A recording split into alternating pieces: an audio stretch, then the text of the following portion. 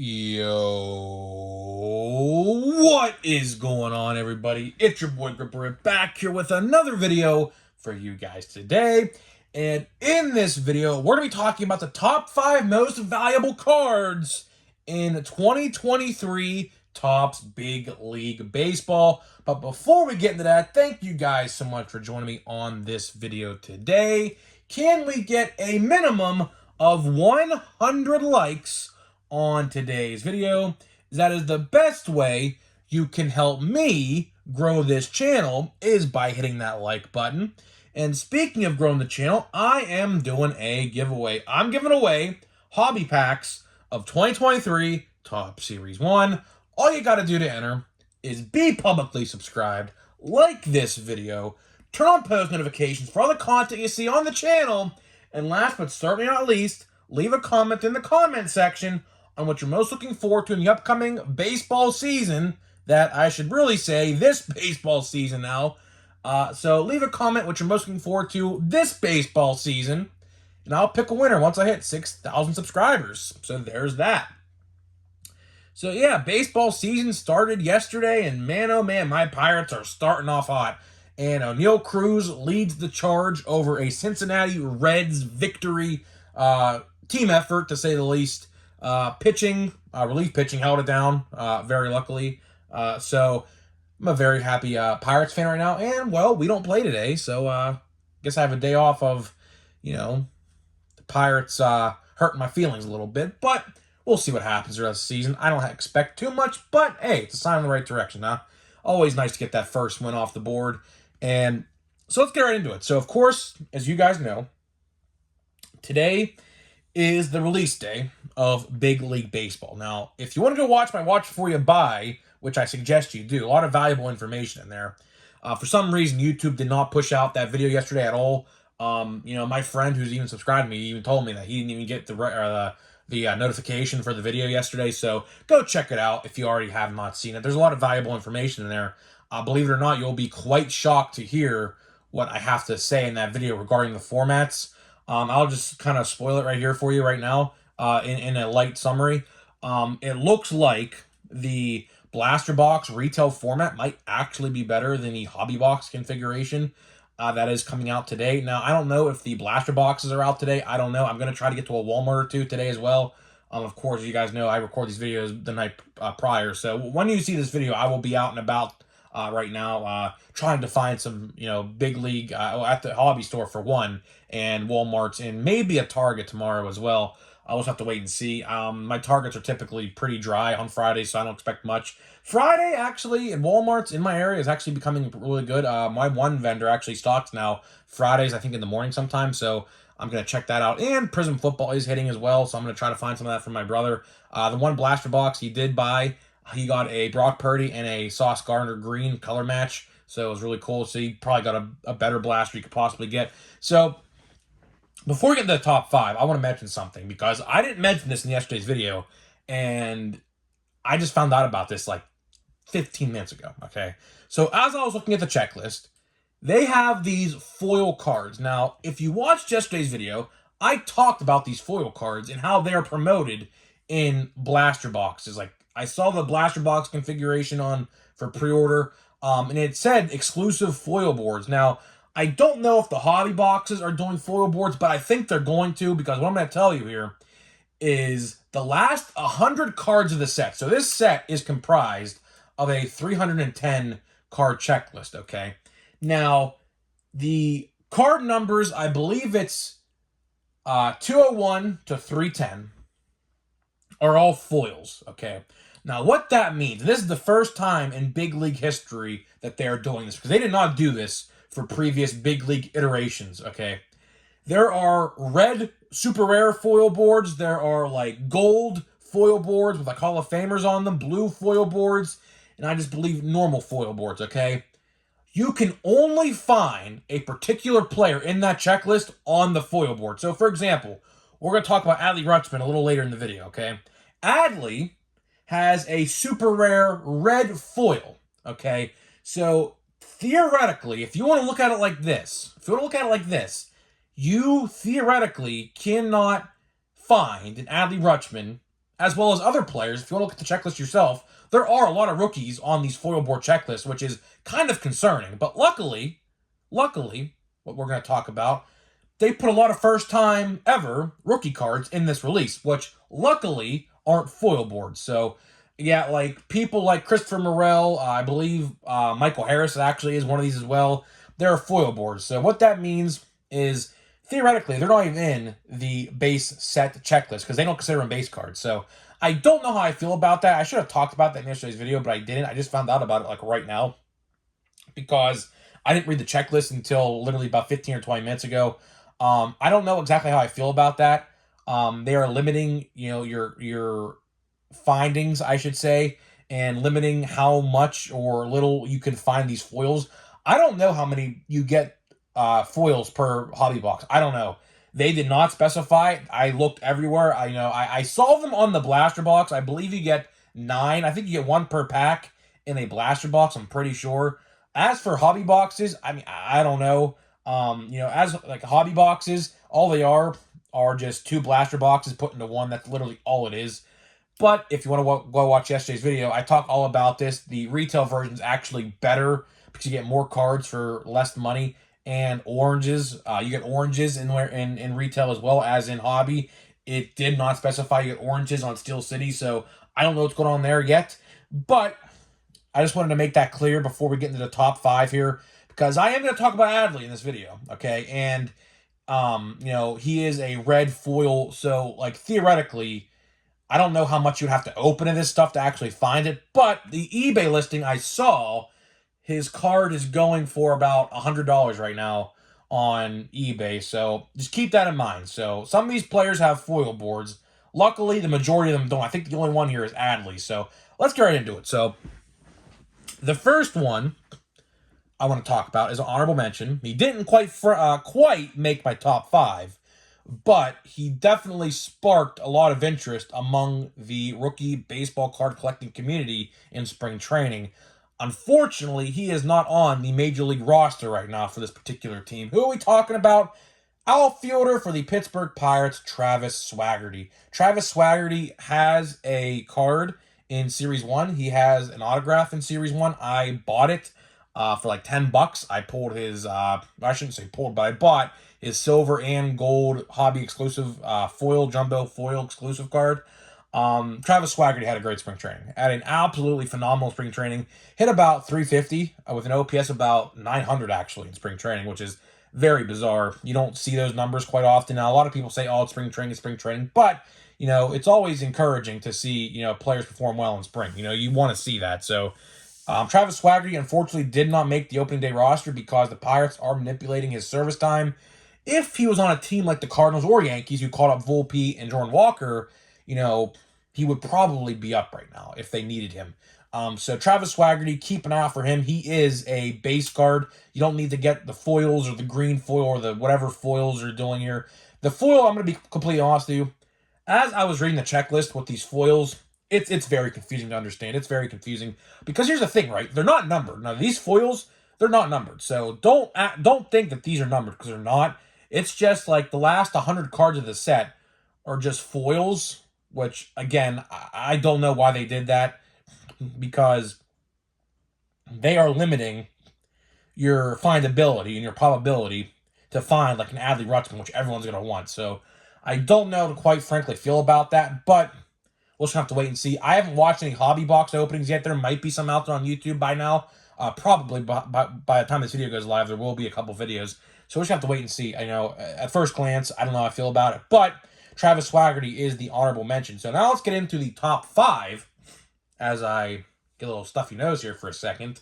Of course, every time I make a video, by the way, I either end up getting a cough, a stuffy nose, or a headache. Every single time. I don't know why, but let's go right into it. So number five, we have the NL Rookie of the Year, Michael Harris. Michael Harris, I believe, is also a base card. Again, you have to read the list for yourself because there is a bunch of rookies, I could tell you, that have the uncommon foil. So here's how it works. It's uncommon foil, rare foil, super rare foil, and golden rare foil. Now, the golden rare foil are all Hall of Famers. So no rookies are in that. Those are the hardest ones to find. But as for the uncommon, the rare, and the super rare, there's a lot of rookies in each of those. So keep an eye out and, just make sure to read the checklist, because if you're looking for a particular player, like let's say maybe your team has a rookie, like, you want to collect, he might have a foil card, which then in turn spikes the price a little bit. So just keep that in mind, right? I might make a whole video about this here, maybe tomorrow, or Saturday or Sunday. So we'll just have to wait and see. But number 5 on my list is Michael Harris, NL Rookie of the Year.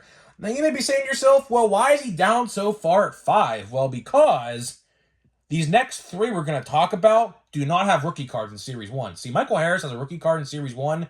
Therefore, in return, this card wouldn't be as collectible because, of course, he has a rookie card in Series 1 and multiple other rookie cards with inserts and things like that in Series 1 as well.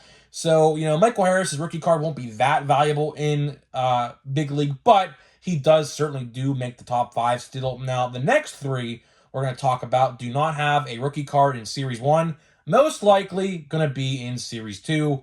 So let's get right into it. The number 4 spot goes to a brand new New York Met. I'm going to completely butcher this name.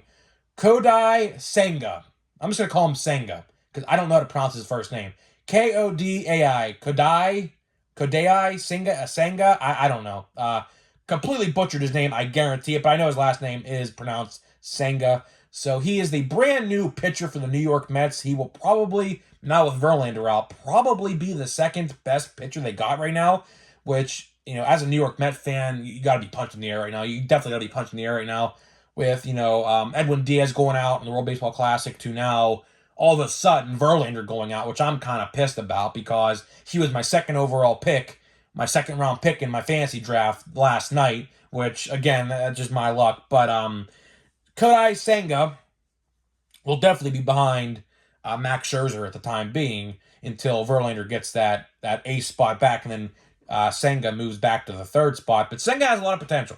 A lot of potential. Throws really fast. Commands the ball really, really well from what I have watched of his clips in Japan and, in spring training. Very excited to see what he's going to do on that stacked New York Mets team. I expect big things from him. Could potentially end up getting some Rookie of the Year votes, actually, when it's all said and done. I think that's how good he's probably actually going to be. So keep an eye out for him. I believe he is also a base card. Like I said, these next 3, I believe, are all base cards, because if Topps were to make these next 3 we're going to talk about foil cards, which would be harder to find, that probably would spark some controversy in the community. So luckily, I believe these next 3 are all base cards, so we can all find them at any given time and probably are going to be cheaper on eBay compared to, Adley or whoever else is going to be like a rare foil or a super rare foil or things like that. So there is that. Number 3, we got Boston Red Sox. Again, no Series card or Series 1 card. Masataka Yoshida makes the list at number 3 in top 5 most valuable for Big League.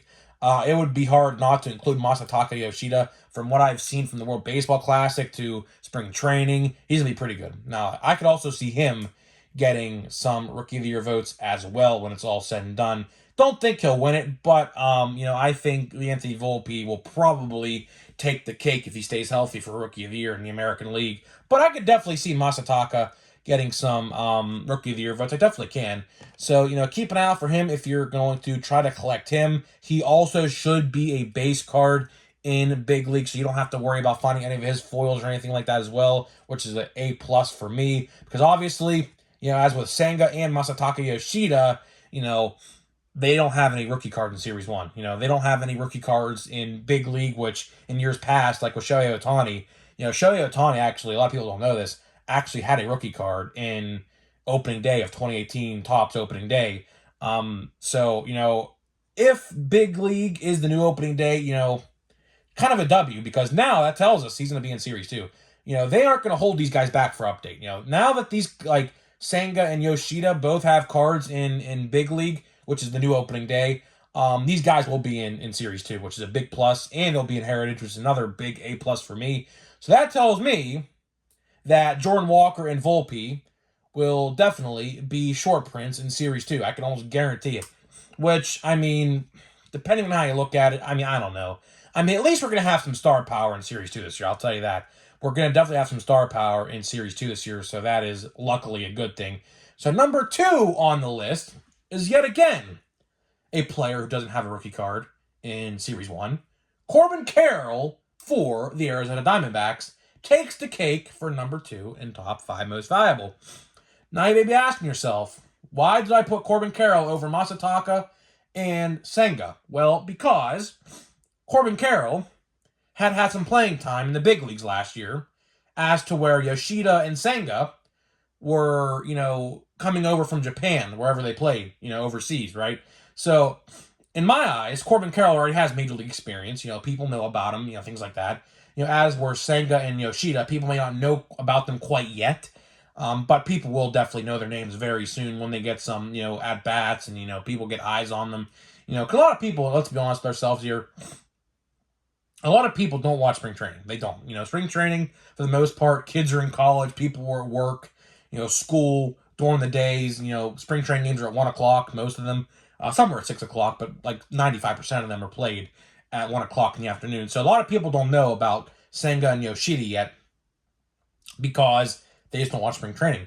So Corbin Carroll takes the cake at number 2 because he has major league experience and he's going to be pretty freaking good. Corbin Carroll is going to be really, really good. I would definitely expect him to get some Rookie of the Year votes as well at the end of the year. He will probably be the biggest threat to Jordan Walker winning the NL Rookie of the Year award, probably, as it stands right now. I don't see anybody else trying to contend aside from Corbin Carroll with Jordan Walker. So, again, Corbin Carroll will be, again, a really, really valuable player to that young Arizona Diamondbacks upcoming team, which I'm a big fan of. If there is another team in the National League that I'm rooting for, it is the Arizona Diamondbacks.